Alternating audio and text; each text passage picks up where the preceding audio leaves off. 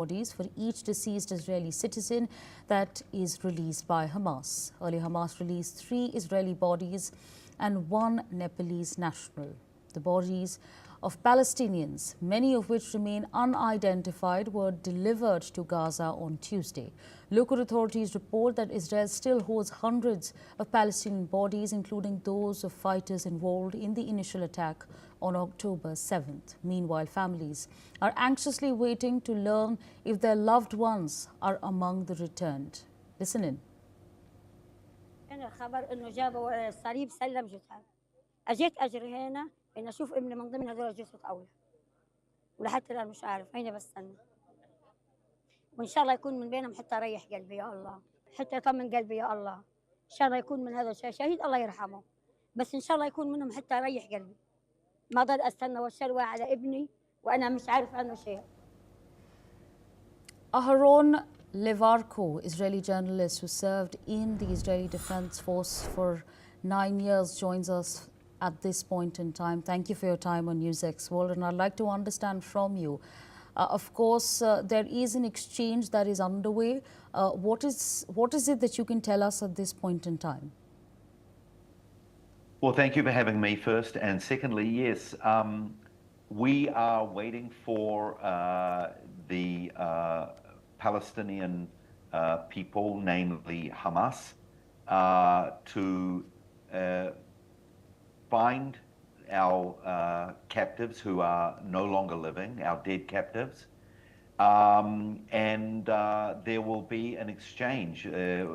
Palestinian prisoners, murderers, will be handed over, but this is part of the Donald Trump plan that there will be mutual understanding and mutual agreement in the exchanges of these, from our point of view, from captives, and from the Palestinian point of view, prisoners. So things are a little grey, cloudy at the moment. There seems to be some either reneging or confusion. And there have been actually questions to some of the dead bodies inside of Gaza.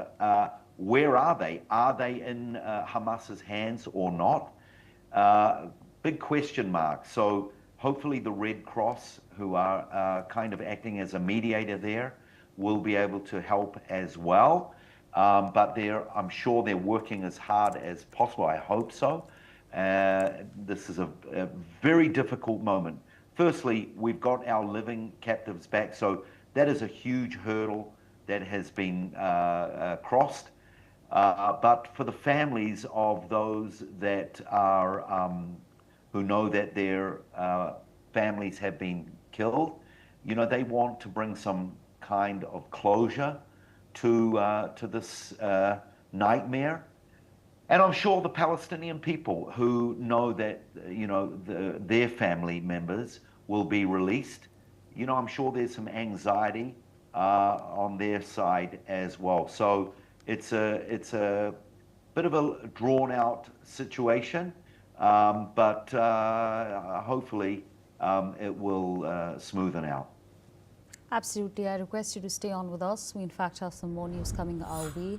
Palestinian Foreign Minister Warsen Aghabekian Shaheen says the chance for peace in Gaza must not be lost despite only caution optimism surrounding the current ceasefire. Speaking in Athens alongside her Greek counterpart, Shaheen said Palestinians are committed to moving forward and urged global support, not just for Gaza, but for the West Bank too, calling the humanitarian needs monumental. Let's in fact listen in to her comments.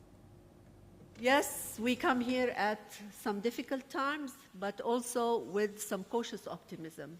And we need to seize the opportunity. Today we have an opportunity for peace. If we weren't 100% sure about what this entails, we need to make it happen.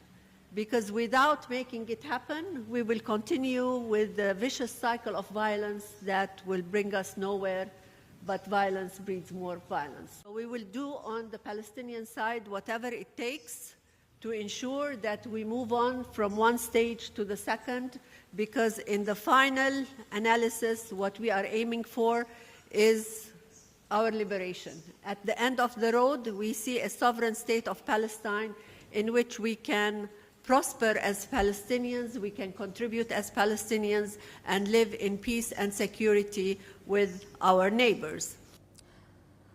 The Rafah border crossing between Gaza and Egypt will stay closed throughout Wednesday, and the flow of aid into Palestinian enclave will be reduced as per officials.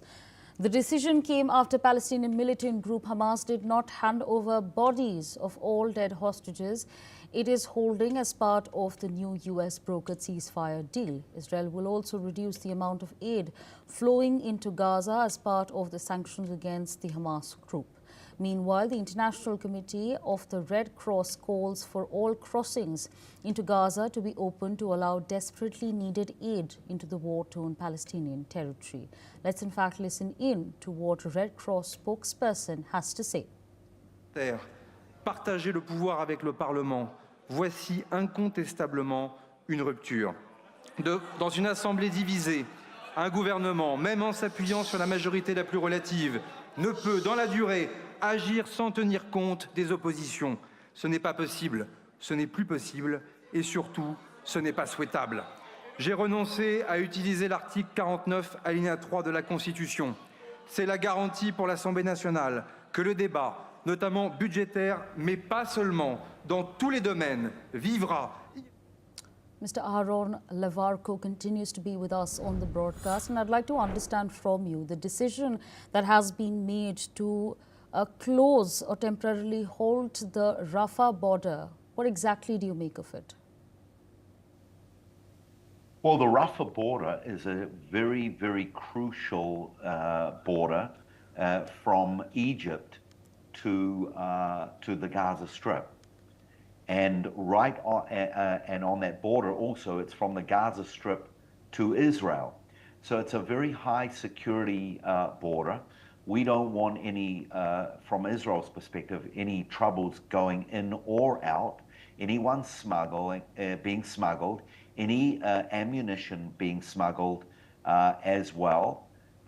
So that border will remain closed. You know, while there was a day of rejoicing yesterday, people are talking about a ceasefire, people are talking about peace.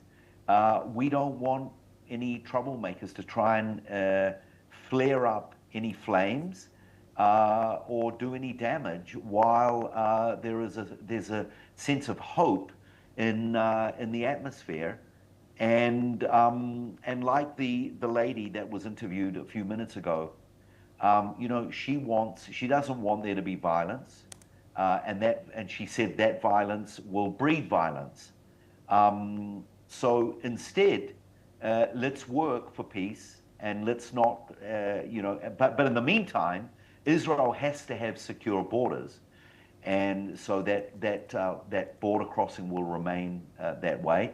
And you know, it's sad because if we go back 20 plus years, when Israel pulled out of the Gaza Strip, this was a fantastic opportunity for the Palestinian people to actually have their autonomy and freedom that she was talking about. Sadly, though, you know, the billions and billions and billions of dollars that was given to the Palestinian people, instead of being turned into schools and hospitals and houses and farms and roads, sadly that money went to building underground tunnels and stockpiling weapons, and you know, we don't want to see that again. So we have to keep borders secure, and I think that's why the Rafah border is remaining closed.